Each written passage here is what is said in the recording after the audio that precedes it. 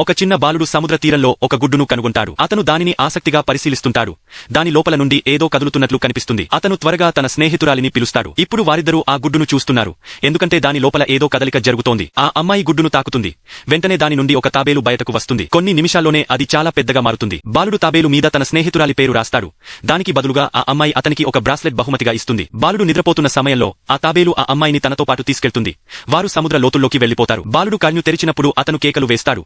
కాని వారు ఇప్పటికే వెళ్లిపోయారు. ఇప్పుడు 20 సంవత్సరాలు గడిచిపోయాయి. జాక్కు ఇప్పటికీ తన స్నేహితురాలు బతికే ఉందని, ఎప్పుడో ఒక రోజు తిరిగి వస్తుందని అనిపిస్తుంది. ఇప్పుడు అతను అదే సముద్రంలో చేపలు పట్టుకుంటూ జీవిస్తున్నాడు. వారు చేపలను పట్టడానికి వలలు వేస్తారు. కాని ఒక రోజు వారి పడవ బాగా కదలడం మొదలవుతుంది.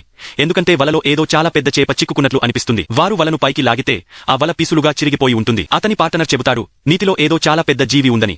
ఎందుకంటే సాధారణ చేపలు వలను అలా చీల్చలేవు. మరుసటి రోజు వారు బలమైన సామగ్రితో మళ్లీ వస్తారు. ఆ జీవిని పట్టుకుని ఒక్క రాత్రిలో ధనవంతులవ్వాలని ఆశిస్తారు. కానీ ఆ జీవి అంత బలంగా ఉంటుంది. ఆ బలమైన సామగ్రి కూడా దాని ముందు నిలబడలేకపోతుంది.